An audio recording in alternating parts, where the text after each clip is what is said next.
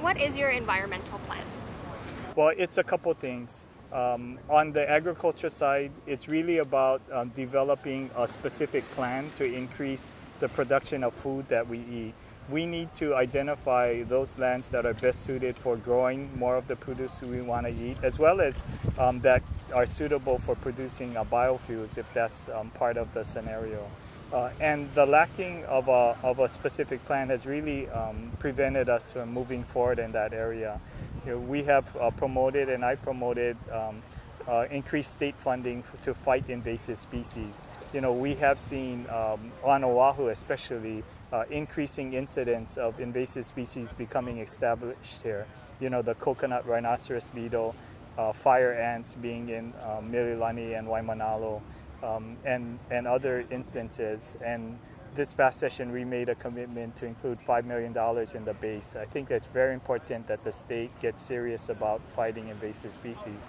You know, and the whole issue of climate change and sea level rise, we did establish the interagency planning council to begin to evaluate all of the rules and regulations regarding development along the shoreline, about setbacks and all of those issues, so that the state of Hawaii can be better positioned to deal with sea level rise.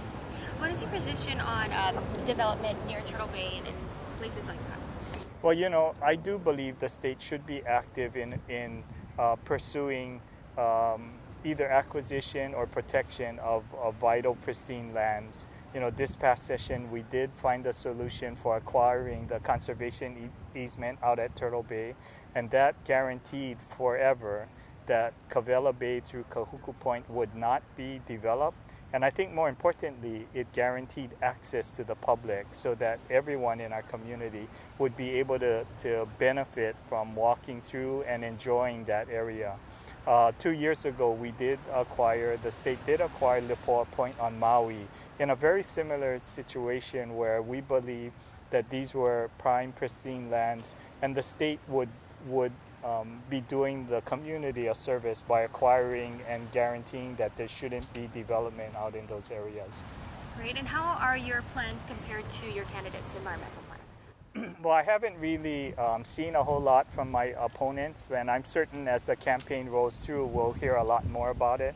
For me, protecting the environment is one of the priorities of an Ige Tsutsui administration, that we would continue the effort started, but I think more importantly, we would begin to develop concrete action plans that would mean that we would get action in many of these areas.